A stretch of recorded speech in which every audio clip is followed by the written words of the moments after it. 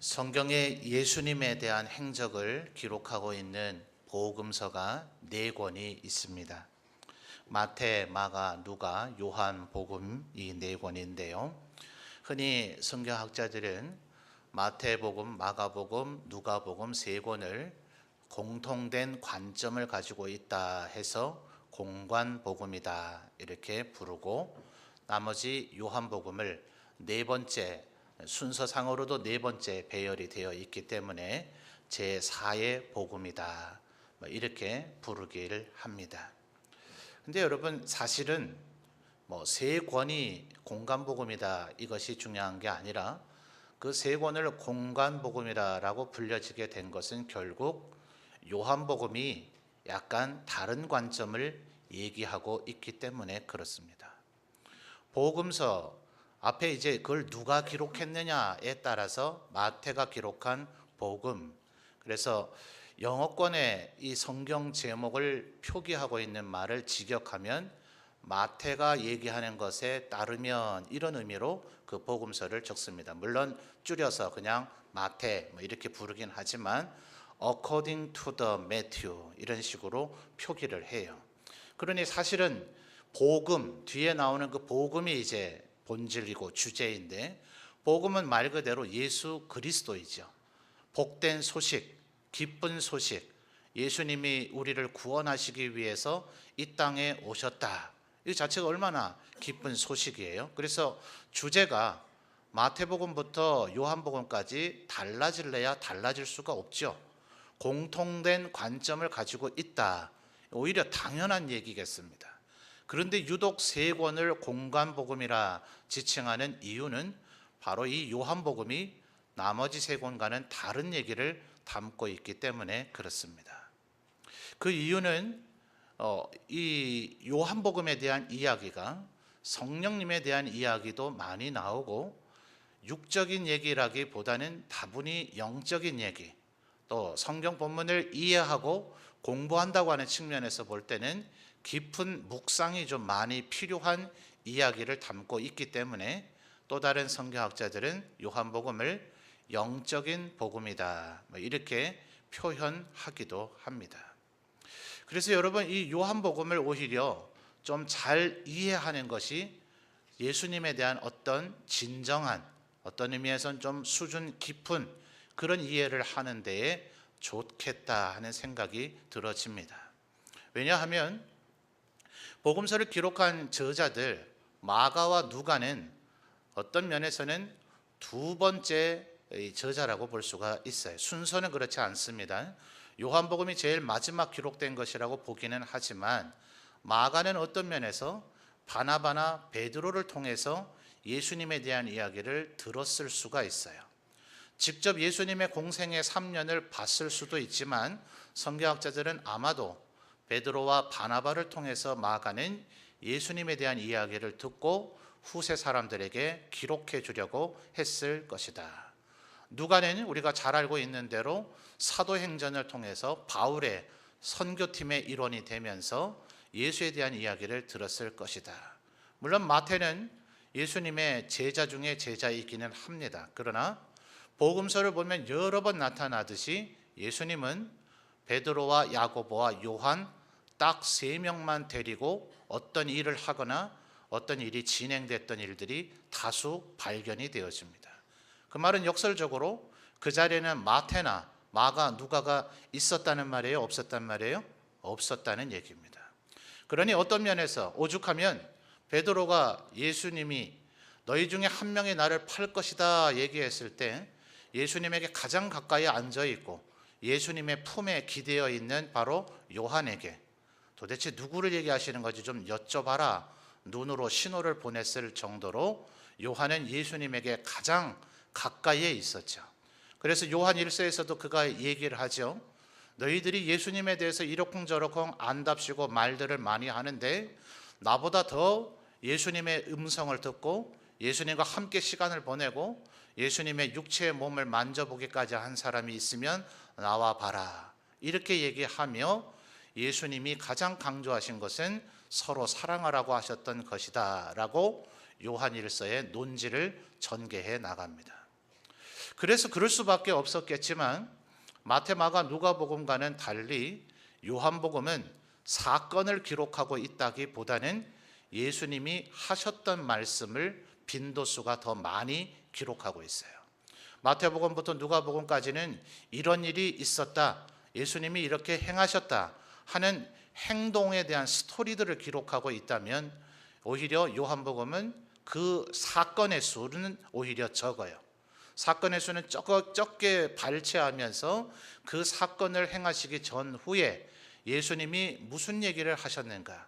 예를 들면 네 개의 밭에 대한 비유에서에 대한 해설도 요한복음이 제일 깁니다. 오병이어 사건에 대해서 나머지 세 복음서의 저자들은 사건만 기록하고 있지만 예수님은 그 오병이어의 사건의 의미가 뭔지, 그것을 통해서 예수님이 진정한 생명의 떡이 되시는, 만나하고조차도 비교할 수 없는 진정한 생명의 근원이 되신다는 것을 상세하게 이야기한 것을 요한이 기록합니다. 나머지 마태, 마가, 누가는 그걸 몰랐거나 못 들은 건 아니에요. 그러나 요한이 그것을 기록하고 있는 것을 볼 때 어떤 면에서는 우리 성도들이 요한복음을 좀 이해하기가 어려워서 그럴 수밖에 없겠죠. 요한복음, 요한 1, 2, 3서, 요한계시록으로 이어지는 요한의 논지는 사실은 좀 어려움이 있습니다. 그러나 우리가 제대로 된 신앙생활을 하려고 한다면 어쩌면 이 요한의 얘기들, 이것을 이해하고 이것을 따를 때 어떤 면에서는 진정한 그리스도인이 된다 할 것입니다. 그래서 오늘부터 오늘 저녁 그리고 다음 주일 최소한 일단 3번 정도 지금 잡고 있는데요. 모르겠습니다. 하나님께서 좀 더 얘기하라 하시면 요한복음 얘기를 조금 더 해볼까 싶은 마음도 있습니다만 최소한 오늘과 오늘 저녁 다음 주일 오전까지 3번 요한복음에 대한 이야기를 좀 하려고 합니다. 여러분, 요한복음 하면 제일 먼저 좀 떠오르는 이미지가 뭡니까? 어느 날 밤에 니고데모가 예수님을 찾아왔죠. 그럴 때 예수님께서 니고데모에게 뭐라 얘기하십니까? 거듭나야 된다라고 얘기할 때 이 랍비인 니고데모가 제가 이렇게 덩치가 커졌는데 어떻게 어머니 뱃속에 들어갈 수 있겠습니까? 정말 어리석은 반문을 하죠. 그래서 예수님에게 책망받습니다. 너는 이스라엘의 선생 랍비라고 하는 자가 이런 영적인 얘기도 이해하지 못해서 그렇게 육적으로 대꾸를 하는가?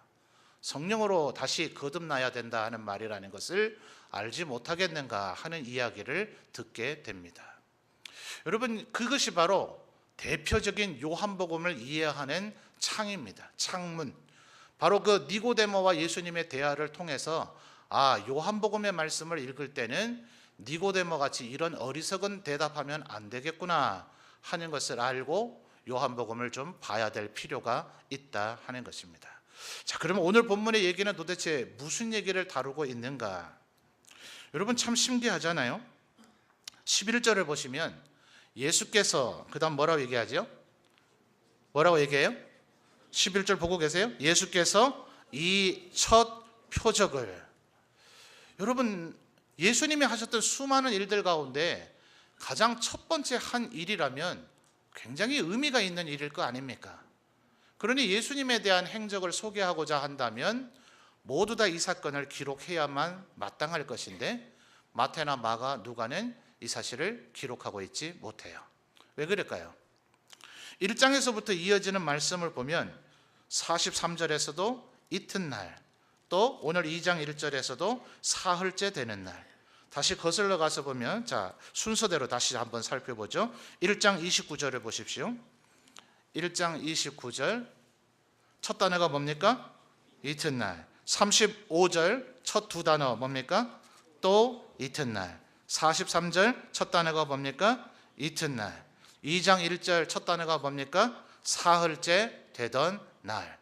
계속해서 지금 연속적인 시간의 흐름에 의해서 이 일들이 기록되고 있다는 것을 요한은 알려주고 있어요.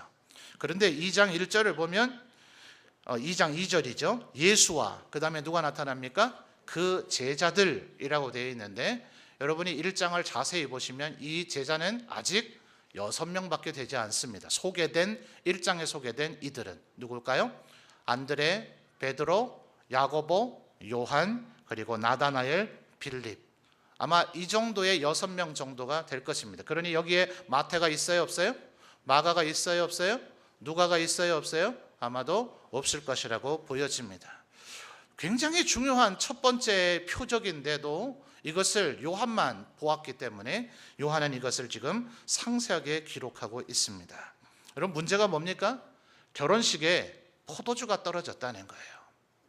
예수님 앞에 지금 어머니가 와서 3절 말씀을 보시죠. 포도주가 떨어진지라. 예수의 어머니가 예수에게 이르되 뭐라고 얘기합니까? 저들에게 포도주가 없다, 이렇게 얘기하셨어요. 여러분, 오늘 이 본문의 말씀 아마 신앙생활 하시거나 주일학교 생활을 하신 분은 아마 스토리를 다 거의 외우고 있다 할 정도일 겁니다. 그러나 4절 이후부터의 말씀을 전부 머릿속에 한번 지워보십시오. 지워버리고 3절과 4절의 얘기만 한번 보세요. 예수님의 어머니가 예수님에게 뭐라고 얘기했다고요? 저들에게 포도주가 없다, 이러셨습니다. 4절에 예수님께서 대답합니다. 여자여 나와 무슨 상관이 있나이까? 내 때가 아직 이르지 아니하였나이다. 4절까지만 보세요. 그 이후는 머릿속에 한번 지워버리십시오. 4절의 얘기를 깊이 한번 묵상을 해보세요. 예수님 지금 포도주를 만들어 주겠다는 것처럼 들립니까? 안 만들어 주겠다는 것처럼 들립니까? 안 만들어 주겠다는 거절의 의사로 보여집니다. 내 때가 아직 이르지 않았다고요. 그런데 5절 말씀을 보면 예수님의 어머니가 막무가내인 것처럼 보여지죠. 그냥 예수님에겐 더 이상 대화를 시도하지 않고 예수님을 설득하거나 쪼르려고 하지 않고 바로 하인들에게로 자기의 이야기를 넘겨버립니다. 그래서 하인들에게 너희에게 무슨 말씀을 하시든지 그대로 하라. 대책 없이 하인들에게 지시를 내려놓고 마치 어머니 마리아는 사라진 것처럼 보여집니다. 그래서 우리가 사건만 집중해서 보면 어머니가 그냥 일을 저질러 놓고 가버리시니 하인들 앞에서 예수님이 어쩔 수가 없어서 만들어 주셨는가 보다 라고 생각을 할 수가 있을 거예요. 근데 여러분, 과연 그럴까요? 여러분, 지금 연회장이 나중에 9절에 보면 물로 된 포도주를 맛보고 나서 10절에 이런 얘기를 합니다. 말하되 사람마다 먼저 좋은 포도주를 내고 취한 후에 낮은 것을 내거늘 그대는 지금까지 좋은 포도주를 두었도다 라고 얘기하는 것을 보면 이 포도주가 떨어진 시점이 그래도 대충 어떤 시점일까요? 이미 적지 않은 사람들이 포도주를 마셔서 조금 취한 사람들이 있는 정도였을 것입니다. 그렇죠? 10절에 지금 분명히 그렇게 얘기하죠.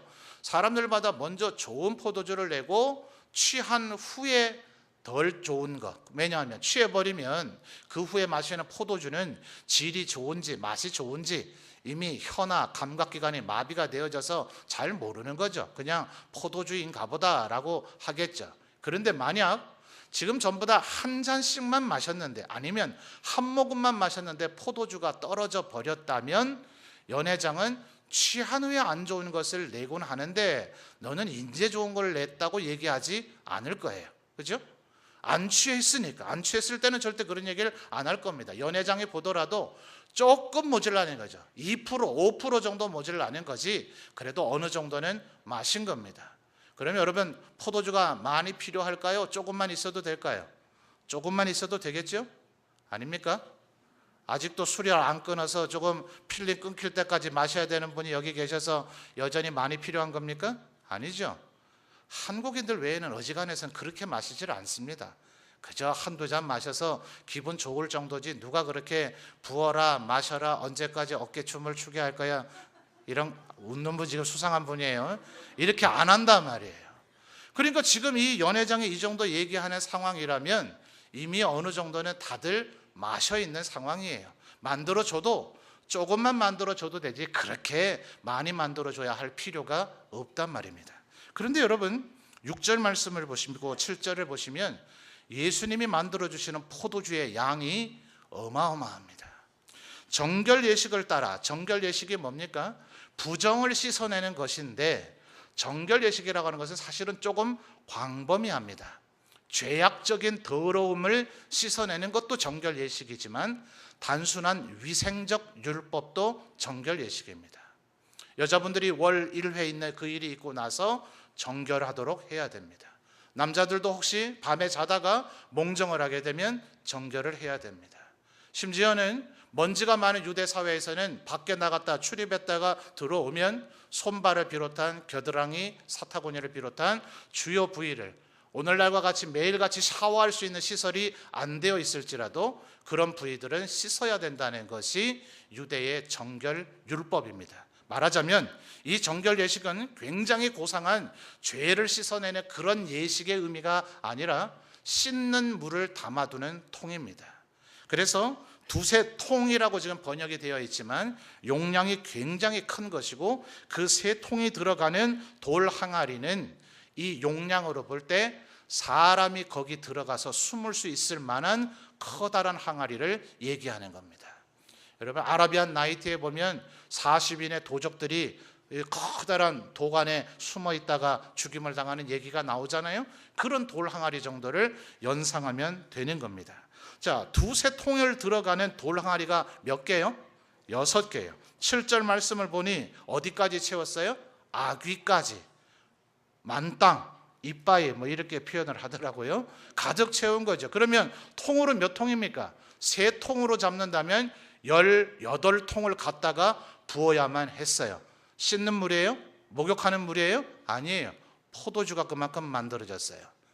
이 정도 포도주 만들어졌으면 이 결혼 예식에 몇 명의 사람이 왔는지는 모르지만 전부 다 이것을 다 마셨다고 가정을 한다면 필름 끊기기에 충분한 양입니다. 뭐 때문에 예수님은 안 만들어 주실 것처럼 얘기를 했다가 이렇게 어마어마한 양의 포도주를 만들어 주셨을까요? 10절 말씀으로 다시 되돌아가서 연회장의 얘기를 다시 한번 주목해 보면 연회장은 지금 예수님이 만들어 주신 그 포도주를 뭐라고 평가했습니까? 이렇게 좋은 포도주는 처음 본다는 거예요. 여러분 지금 예수님께서 만들어 주신 포도주는 이렇습니다. 이 자리에 있는 모든 사람들에게 다 공급하고도 남음이 있을 만한 포도주, 그리고 이 세상에 일찍이 한 번도 출현한 적이 없었던 제일 좋은 포도주를 만들어 주신 거예요. 여러분 이 요한복음은 뭐로 이해해야 된다고요? 영적으로 이해해야 된다 그랬습니다. 예수님께서 마지막 십자가를 지시기 전에 빵을 떼어 주시며 이르시되 이것은 너희를 위하여 찢기는 내 뭐요? 내 몸이니. 잔을 취하시고 축사하시고 잔을 주시며 이르시되 뭐가 담겨 있어요? 포도주가 담겨 있는데 거기에서 뭐라고 얘기하십니까? 이것은 너희를 위하여 흘리는 나의 피다. 이 얘기를 하십니다. 여러분 지금 예수님은 바로 이 상황은 예수님께서 이제 공생애를 시작하신 상황입니다. 요한복음 1장에 보면 세례 요한의 앞에 와서 세례를 받으시는 대목이 나오고 지금 6명의 제자를 선택하시고 그리고 이 첫 번째 이적을 행하셨습니다. 예수님의 머릿속에서는 온통 무슨 일이 있는가? 예수님 뭐 때문에 오셨어요? 이 세상에 무엇을 위하여 오셨습니까? 아버지께서 나를 보내시니 라고 얘기하신 예수님의 머릿속에는 뭐가 담겨져 있어요? 나는 이 세상 사람들의 죄를 씻어주기 위해서 왔다. 가브리엘 천사가 어머니 마리아에게 와서 아들을 낳으리니 그 이름을 뭐라 하라고요? 예수라 하라. 왜요? 이는 저가 자기 백성을 그들의 죄에서 구원할 자이기 때문에 그렇다. 여러분 혹시 예수님께서 그 인식, 하나님이 아버지께서 나를 이 세상에 뭐 때문에 보내셨는지에 대한 인식을 절대로 잊으실래야 잊으실 분이 아니지만 혹시 잊어버렸다 하더라도 누군가 그를 부를 때 뭐라 불러요? 예수야 친구들이 있다면, 혹은 어머니나 아버지가 있다면, 또 선배나 형님들이 있다면 어린 시절 30살이 되기 전에 야 예수야 이렇게 불렀다면 예수님은 자기 이름이 불릴 때마다 뭘 기억해요? 구원. 우리가 이 헬란말로 되어 있으니까 예수 이렇게 발음하지만 우리말로 번역하면 이 사람 이름은 구원입니다. 구원. 구원아, 야 구원아 이렇게 부르는 거예요. 그리고 예수님은 그 말을 들을 때마다 나는 내 백성을 죄에서 구원할 자라 하는 거죠. 히브리서에 보면 뭐라 그럽니까? 피 흘림이 없은즉 구원이 없다. 왜 그래요? 이미 구약시대에 제사를 통해서 보여주셨어요. 죄를 지은 자, 그 죄에서 사함을 받으려고 하면 뭐 하라고요? 소를 가지고 오든 양을 가지고 오든 염소를 가지고 오든 하다못해 그거 가져올 만한 형편이 못 되면 비둘기라도 가지고 와서 너희 죄를 그 짐승에 전가를 시켜서 그 짐승의 목을 꺾고 짐승을 죽여서 거기에서 피를 흘려서 하나님 앞에 모든 죄를 지불하고 죄값을 감당하고 나서 죄 사함을 받으라 하는 것이 모세와 아론을 통해서 주셨던 율법의 정신이란 말이에요. 그래서 하나님께서는 구약시대 때부터 우리가 죄 사함을 얻으려면 뭐가 있어야 돼요? 피 흘림이 있어야 된다고요. 그러나 여러분, 사람들의 피를 아무리 흘려보면 뭐예요? 지금 이 잔치에 포도주가 모자란 것처럼 여러분이 여러분의 피를 다 쏟은들 뭐 할 거예요? 죄송합니다만 여러분의 인생 속속들이 제가 알지 못하지만 인간은 다 거기서 거기라서요.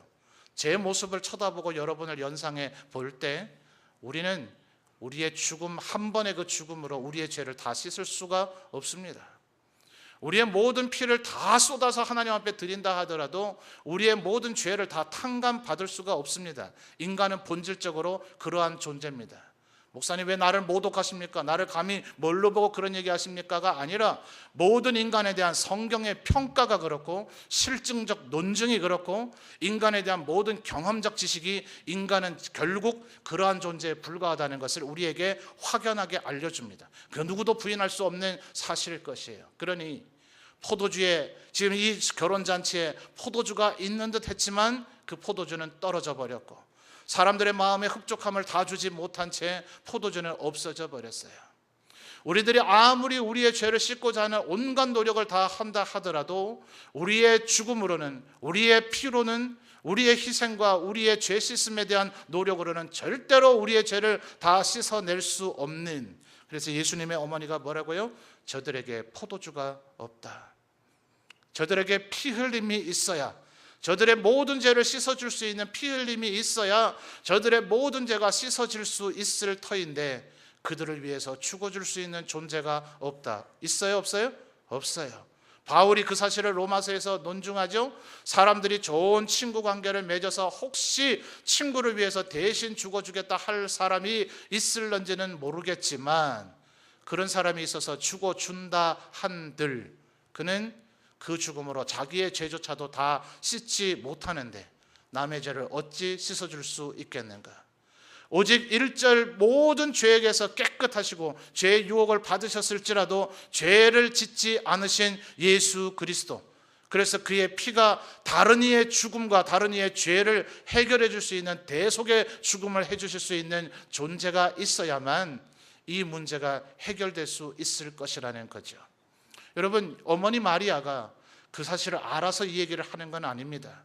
어머니는 그저 이 잔치를 보면서 포도주가 없다는 그 사실만을 직시하고 있을 뿐입니다. 어떤 이들은 6절과 7절에서 나타난 대단하잖아요. 여러분, 이 정결 예식이라고 하는 것은 이 잔치의 말미에 필요한 것이 아닙니다. 지금 이 잔치는 죄를 씻는 모임이 아니라 음식 먹고 결혼식하고 즐거워하는 모임이기 때문에 이때의 정결 예식에 쓰여지는 이 물은 음식을 제대로 먹기 전에 뭐 해야 돼요? 손을 씻는 데에 사용되는 용도입니다. 여러분, 이 종들의 헌신이 놀랍지 않습니까? 예수님에게 이렇게 얘기할 만하잖아요. 예수님 어머니가 뭐라고 말했는지 못 들으셨어요? 포도주가 부족하다니까요. 지금 저 안에 음식 먹고 있는 분들은 이미 음식 먹을 만큼 먹었고 포도주도 어느 정도 마셨고 저분들이 지금 새삼스럽게 손을 씻어야 할 필요는 없습니다. 지금 이 정결 예식에 사용되는 이 통에 물을 가득 채워다가 저들에게 갖다 드려야 될 필요가 없다니까요. 지금 필요한 건 포도주라고요. 포도주. 이렇게 얘기할 만하지만 이들은 군소리하지 아니하고 18통이나 되는 그 많은 물들을 이 항아리에 가득 채웠습니다. 그리고 그것을 9절에 보니 손 씻는 물의 용도인 이 물, 여러분 그렇지 않으세요? 여러분의 가정은 어떻습니까? 설거지를 하는 통 따로 두고 어디 세숫대야 따로 두고 물 마실 병 따로 두지 않습니까? 혹시 목이 너무나 말라가지고 늘 세수하는 데 쓰는 세숫대야에다가 물을 가득 남아서 벌컥벌컥 마시지는 않으시죠? 설거지하는 통으로 쓰다가 또 물이 너무나 많이 마시고 싶어서 온 가족이 다 마셔야 되기 때문에 그 설거지하는 통에다가 물을 담아서 그걸 마시지는 않으시죠? 왜 시치미들 떼고 계세요? 안 그러시죠? 아무도 그렇게 하지 않을 거예요.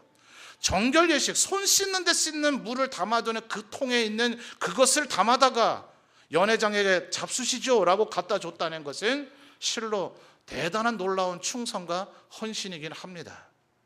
이들이 예수님의 의미를 알아서 그랬을까요? 아니요.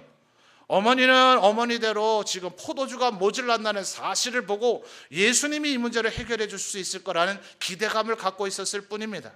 종들은 그저 충성스럽고 헌신되게 예수님이 하라는 대로 순종만 했었을 뿐입니다. 그래서 많은 이들은 여기에 시선을 빼앗깁니다.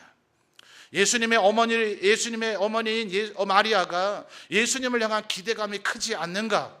이 종들의 순종과 헌신이 크지 않는가? 맞습니다. 분명히 중요한 얘기이긴 합니다. 그러나 요한은 마태, 마가, 누가가 얘기하는 것처럼 겨우 그 정도의 얘기를 하려고 또다시 펜을 든 것은 아니란 말이에요.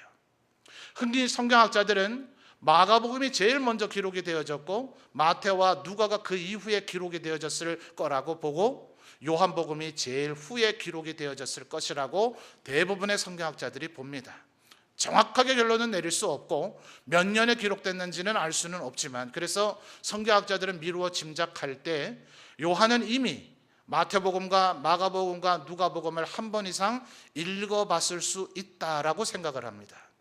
그런데도 요한은 또다시 복음서를 기록해야 할 필요를 느꼈어요. 왜 그럴까요? 마태, 마가, 누가가 기록하지 않은 그 어떤 행간, 그들이 미처 기록해주지 못한 또 다른 얘기들을 요한은 기록하고 싶었을 것입니다. 이미 세 권의 복음서에서 충분히 얘기되어지고 있는 마리아를 비롯한 많은 사람들에 대한 믿음, 예수님의 측근에 있었던 종들이든 제자들이든 어떤 이들이든 그들의 순종과 헌신, 요한은 겨우 그 정도를 기록하려고 하는 것은 아닐 거라는 거죠. 요한은 뭘 기록했다고요? 바로 이 결혼식에 포도주가 없는 이 평범한 상황 속에서 예수님은 자신의 사명을 기억하고 있었다는 거예요. 예수님의 대답 4절로 다시 되돌아가서 볼까요? 예수님께서 뭐라고 얘기하셨다고요? 여자여 나와 무슨 상관이 있나이까 하고 얘기하시면 그 다음 뭐예요? 내 때가, 십자가에 지어야 할 그 때가, 그 타이밍이, 여러분 나중에 요한복음 뒤를 보시면 헬라인들이 빌립에게 와서 예수님을 만나게 해달라고 얘기합니다. 자, 여러분 누군가 여러분의 측근에게 와서, 예를 들어 우리 김민기 전사님에게 어떤 분이 와서 목사님을 만나려고 한답니다 라고 얘기한다면 제가 뭐라고 대답해야 됩니까? 둘 중에 한 가지 대답해야 되죠. 들어오시라고 하세요. 아니요, 제가 지금 바쁘니까 안 된다고 했어요. 둘 중에 하나 얘기해야 되지 않습니까? 나중에 요한복음을 또 살펴보면 예수님은 빌립이 헬라인들을 데리고 왔을 때 만나겠다 안 만나겠다 얘기하시는 것이 아니라 내 때가 이르렀다.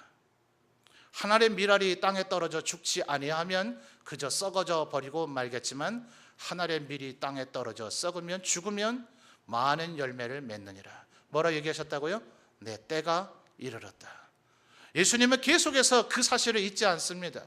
내가 무엇하러 이 세상에 왔는지, 하나님 아버지께서 나를 이 세상에 왜 보내셨는지, 그리고 그것은 언제, 어느 시간에, 어느 상황에, 어느 타이밍에서 그 일을 이루어야 하는지, 그래서 이왕 어머니 마리아의 요청을 들어줄 거라면 그들에게 이 포도주, 예수님이 흘리실 피의 의미가 어떠한지, 그저 한두 사람의 부족함을 채우는 정도가 아니라 이미 충분히 포도주를 마셨을 이 잔치에 있는 모든 사람이 단 한 명도 예외 없이 듬뿍 포도주에 취할 정도로 정결 예식에 들어가는 6항아리, 두세 통 들어가는 6항아리를 가득 채우는 어마어마한 양의 포도주를 만들어 주실 뿐만 아니라 이 세상에 일찍이 없었던 제일 좋은 포도주를 만들어 주시더라 하는 것입니다.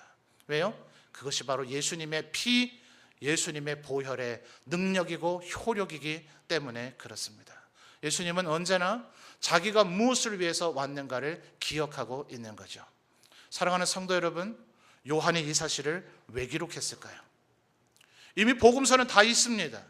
예수님에 대한 충분한 알미 있었습니다. 굳이 제가 이렇게 설명하고 강조했지만 이 사실을 모른다고 해서 예수님을 믿고 구원받는데 문제가 있겠습니까?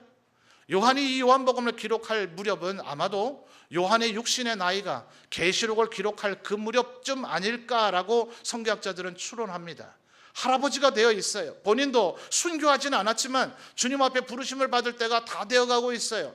후대 사람들에게 제발 너희들 예수를 믿고 구원받았으면 이제 예수님처럼 살아라 하는 그것을 알려주고 싶은 것이 요한 사도의 핵심이었어요. 그 요한은 무엇 때문에 이 사실을 기록했을까요? 사랑하는 성도 여러분, 우리도 예수님처럼 우리가 하나님 앞에 지어야 될 사명이 무엇인지를 날마다 기억하며 살아가는 저와 여러분 되시기를 주님의 이름으로 축원합니다. 나는 무엇 때문에 이 세상에 왔는가? 예수님은 단 한 번도 십자가를 져야 된다는 예수님의 그 사명을 잊어버린 적이 없습니다. 여러분, 무엇 때문에 이 세상에 태어나셨습니까? 부모님의 실수로 태어난 겁니까? 어쩌다 보니 다리 밑에 떨어져 있는 걸 부모님이 주워 온 것입니까? 아니요. 우리는 하나님의 우리를 향한 창조의 목적이 있습니다. 우리 한 사람 한 사람 그 누구도 무의미하게 하나님께서 창조하신 것이 아니라 여러분의 부모님에게서 여러분을 태어나게 하실 때 하나님은 우리를 통해서 이루고자 하는 그분의 목적이 계셨습니다. 가장 포괄적으로 일반적으로는 인간의 제일 되는 목적이 무엇인가? 하나님을 기뻐하고 하나님 앞에 영광을 돌리는 것이라고 이야기를 합니다. 그것은 우리 모두를 포괄하는 얘기입니다. 그런데 그 구체적으로 하나님을 기뻐하고 하나님 앞에 영광 돌리는 그것이 여러분에게는 무엇이냐 말입니다. 저와 같은 목회자에게는 설교를 잘해서 성도들을 하나님 앞으로 인도하는 것이 저의 목적일 수 있을 거예요. 여러분 모두 다가 설교자는 아니잖아요. 여러분의 사명이 무엇입니까? 여러분은 여러분의 생애를 통하여 무엇을 통하여 하나님 앞에 영광 돌릴 것입니까? 혹시 그 사명을 알고 있다가 삶에 쩌들고 지치면 그 사실을 혹시 잊어버리고 있지는 않습니까? 바울과 함께 선교 여행을 떠났다가 마가가 첫 번째 선교지에서 중간에 밤빌리아에서 돌아갔는데 왜 돌아갔는지, 힘들었는지, 어려웠는지, 병들었는지, 지쳤는지, 하기 싫었는지, 혹시 하나님이 나를 만드신 사명을 잊어버리고 나는 그저 마치 원숭이에서 진화된 세상 사람들이 말하는 것처럼 그런 인간인 것 마냥 그저 잘 먹고 잘 살고 잘 자고 잘 싸면 그만인 그런 인생을 살고 있지는 않습니까? 여러분 날마다 묵상하고 계십니까? 말마다 마음속에 생각하고 있습니까? 도대체 나는 어디로부터 와서 어디에 있다가 어디로 가야 되는 존재인가? 만물이 하나님으로부터 왔다 하나님께로 말미암다가 하나님께로 돌아간다고 얘기하고 있는데 언젠가 오늘 이미 지금 두 가정이 하나님의 부르심을 받아서 장례가 진행되고 있는 것처럼 언젠가 우리도 주님 앞에 부르심을 받을 것인데 그때 여러분 하나님 앞에 내어놓을 것이 무엇입니까? 너 이 세상에 살 때 너는 무엇을 하다 왔느냐? 내가 너를 이 세상에 보낼 때 나의 목적이 무엇이었는지 너는 과연 알고 있었느냐라고 물으신다면 여러분 무엇이라 대답하시겠습니까?